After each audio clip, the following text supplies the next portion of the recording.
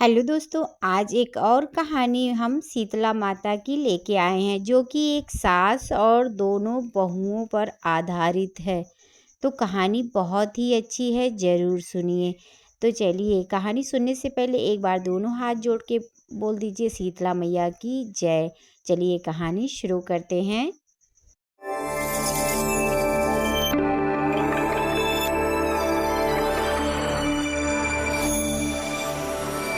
एक समय की बात है, एक बार एक बुढ़िया और उनकी दोनों बहुएं ने शीतला माता व्रत किया। उन सभी को अष्टमी तिथि को बासी खाना खाना था। इसके चलते ही उन्होंने सप्तमी तिथि को ही भोजन बनाकर रख लिया था। लेकिन दोनों बहुएं ने वो बासी भोजन नहीं करना था, क्योंकि उन्हें कुछ समय पहले ही संतान हुई थी। उन्हें लग रहा था कि कहीं ऐसा ना हो कि वो बासी भोजन करें और बीमार हो जाएं। अगर ऐसा हुआ तो उनकी संतान भाई बीमार हो जाएगी। दोनों बहुएं ने बासी भोजन ग्रहण ना कर अपनी सास के साथ माता की पूजा की।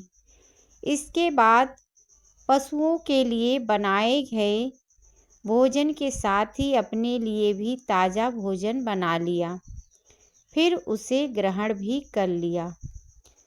फिर जब उनकी सास ने उन्हें बासी भोजन करने के लिए कहा तो उन्हें मना कर दिया।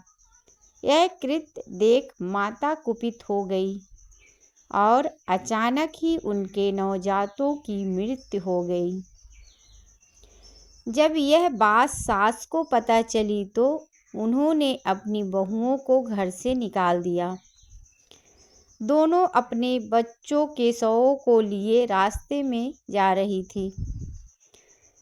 तभी एक बरगद के पेड़ के नीचे आराम करने के लिए रुकी। यहाँ पर दो बहनें थीं, जिनका नाम ओरी और शीतला था। ये सिर पर पड़ी जुओं से बेहद परेशान थी। बहुओं को उनकी स्थिति देखकर उन पर दया आ गई। उन्होंने उनकी मदद करनी चाहिए और उन बहनों के सिर से जुएं निकाली। इससे उन दोनों बहनों को चैन मिल गया। उन बहनों ने बहुओं को आशीष दिया कि तुम्हारी गोद हरी हो जाए। यह सुन उन बहुओं ने कहा कि उनकी हरी गोद तो लुट गई है। तब उनमें से एक बहन, जिनका नाम शीतला था, दोनों बहुओं को लताड़ लगाई और कहा कि पाप कर्म का दंड तो भुगतना ही पड़ता है। तब उन दोनों बहुओं ने माता शीतला को पहचान लिया। वे दोनों उनके पैरों में गिर गई और क्षमा मांगने लगी। माता को उनके क्षमा मांगने पे दया आ गई और उन्होंने उनके मृतक बालकों को जीवित कर दिया। यह देख वो खुशी खुशी गांव लौट आई। इसके बाद से पूरा गांव माता शीतला को मनाने लगा।